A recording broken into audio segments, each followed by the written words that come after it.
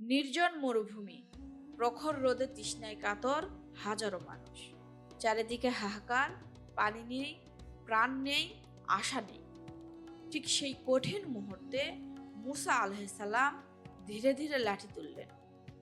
আল্লাহর নির্দেশ এলো, পাথরে আঘাত করো। লাঠির আঘাত পড়তেই শুষ্ক মৃত পাথর যেন মুহূর্তে জীবন্ত হয়ে উঠল। ফেটে বের হতে লাগলো ঝর্ণার মতো পানি। একটি নয়, বরং 12টি ঝর্ণা। প্রতিটি গোত্রের জন্য নিজস্ব আলাদা ঝর্ণা, পরিপূর্ণ, নির্মল, অফুরন্ত। মরুভূমির বুকে এমন দৃশ্য, মানুষ হতবাক। আকাশ থমকে দাঁড়িয়ে বলছে, এটাই আল্লাহর কুদরতের নিদর্শন। আল্লাহর কুদরতের এই অলৌকিক ঘটনা যদি আপনাকে ছুঁয়ে যায়, তাহলে ভিডিওটি শেয়ার করবেন। আর এমন ঈমান জাগানো গল্প পেতে সাবস্ক্রাইব করে পাশে থাকুন।